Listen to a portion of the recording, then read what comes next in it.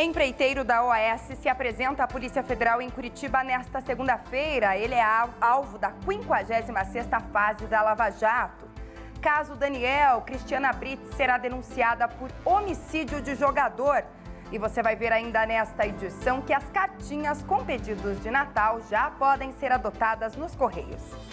Palmeiras vence mais uma e garante título do Brasileirão na penúltima rodada. Esses e outros destaques agora no Mundial News.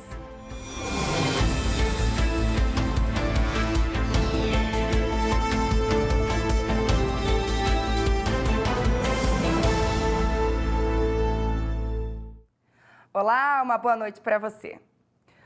O empreiteiro da OAS, César Mata Pires Filho, se apresentou na Superintendência da Polícia Federal em Curitiba no início da madrugada desta segunda-feira. Ele é um dos alvos da 50ª fase da Operação Lava Jato. O mandado que havia contra o empreiteiro, que é um dos donos da OAS, era de prisão temporária com validade de 5 dias.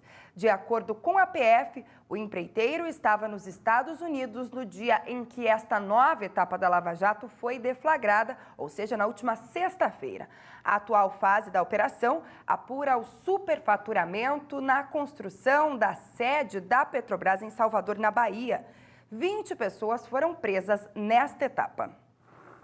E agora, falando sobre o caso Daniel, Cristiana Brits será denunciada por homicídio pela morte do jogador, junto de Edson Brits Júnior, Eduardo da Silva, Igor King e William Davi da Silva. A informação já foi confirmada pelo Ministério Público do Paraná. Na última quarta-feira, a Cristiana tinha sido indiciada pelos crimes de fraude processual e coação de testemunha, mas o promotor responsável pelo caso decidiu denunciá-la também por homicídio. Lembrando que Daniel foi encontrado morto com o órgão sexual mutilado no dia 27 de outubro, perto de uma estrada rural na colônia Mergulhão, em São José dos Pinhais, região metropolitana de Curitiba. O crime aconteceu depois da festa de aniversário de Alana Brits, filha de Cristina e Edson Brits. Amanhã, o Ministério Público do Paraná concede uma entrevista coletiva para falar sobre o caso e nós traremos mais detalhes na edição desta terça-feira. E mudando de assunto, com a ajuda de um novo banco de dados, a Polícia Civil do Paraná deve ter mais facilidade para localizar bicicletas que tenham sido furtadas ou roubadas a partir de agora. A ferramenta, batizada como Minha Bike, foi lançada este mês e serve para que ciclistas cadastrem suas bicicletas. Entenda como funciona na reportagem. Segundo um estudo feito sobre o perfil dos ciclistas no Brasil, problemas com furtos e roubos de bicicletas são o terceiro maior enfrentado pelos usuários, atrás apenas da falta de segurança no trânsito e infraestrutura. Motivados pelas reivindicações de ciclistas e cicloativistas, o governo do Paraná criou uma plataforma dentro do programa Governo Digital para cadastrar bicicletas e ligá-las aos donos. Segundo a polícia, quando uma bike é recuperada, é difícil saber quem é o proprietário. Por isso, muitas vezes elas ficam nos pátios das delegacias até que sejam destinadas a doações. Bom, o projeto foi lançado domingo e ele auxilia de modo gigantesco o trabalho de investigação policial. Antes, ao acharmos uma bicicleta e suspeitamos aí, no caso de furto, roubo, a gente trazia o receptador para a delegacia e não tinha como vincular aquela bicicleta com um furto ou com um roubo específico. Nós poderíamos fazer um procedimento de receptação, mas aquela bicicleta nunca seria entregue para o seu dono, para o proprietário. Hoje, com a plataforma Minha Bike, o ciclista vai fazer o cadastro no site, vai colocar dados específicos daquela bicicleta, a cor, o modelo, eventualmente ela tem até um número de série, como se fosse um número de série de um veículo. Os investigadores ou até a polícia militar que na rua vê um elemento com uma bicicleta pode fazer a verificação com o banco cadastral e vai imediatamente saber se aquela bicicleta é furtada ou roubada. Com os dados da vítima, será muito mais fácil fazer a entrega daquele objeto para a vítima. A Bike Segura vai funcionar de maneira integrada com os sistemas do governo digital e utilizará biometria e documentos para que o registro seja genuíno, como o de um carro, por exemplo. Bem, esse projeto surgiu de uma necessidade dos nossos colegas colegas que pedalam, né? São vários, eu praticamente também pedalo, né? Também tenho bicicleta, e aí nós temos vários colegas que pedalam e tinham essa dificuldade, né? Tem esse problema de terem a bicicleta roubada, não é raro, nós temos colegas que têm essas bicicletas roubadas. E é um problema para a polícia também identificar quem é o proprietário, porque a polícia identifica, recupera essa bicicleta e muitas vezes não consegue saber quem é o dono. E essas bicicletas ficam lá. Tem centenas de bicicletas nas delegacias que a gente não sabe quem é o dono. Então a ideia do projeto é que o cidadão registre a sua bicicleta para que nesses casos, né, no caso de quando a polícia conseguir recuperar, saber quem é o proprietário e poder fazer essa devolução. Outra situação também, que a polícia, quando está fazendo o policiamento ostensivo, muitas vezes identifica um cidadão numa situação suspeita com uma bicicleta e até então eles só faziam o levantamento da ficha do cidadão. Então, se nada constasse, liberava o cidadão e não conseguia consultar a bicicleta, né? Que diferente de um carro, não tinha como verificar quem era o proprietário, né? E assim por diante. Agora não. Agora, essa bicicleta estando registrada, o policial vai ter condição de, no celular dele mesmo, consultar aquela bicicleta e verificar. Opa, essa bicicleta é do Marco Aurélio. O que você está fazendo com a bicicleta dele? Ou, poxa, essa bicicleta tem um boletim de ocorrência. E aí começa todo o processo de investigação.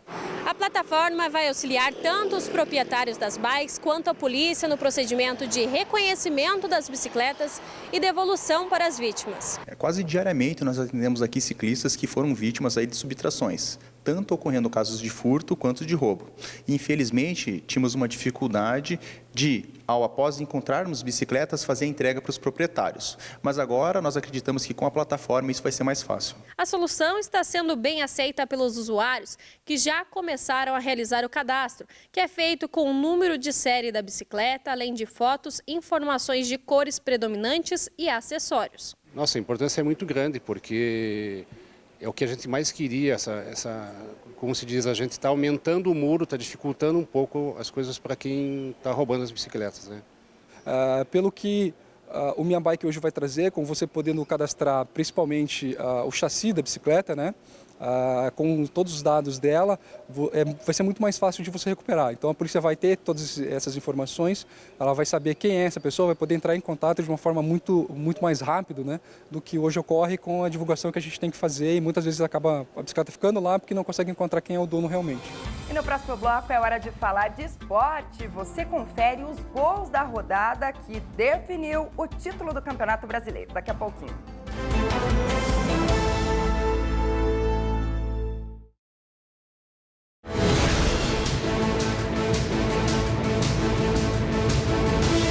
Vem aí a maior premiação da música cristã brasileira, com os artistas mais renomados do cenário gospel.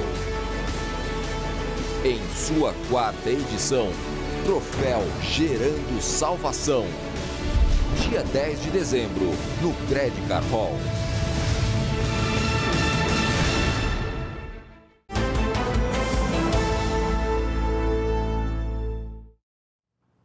E agora é hora de falar de esporte.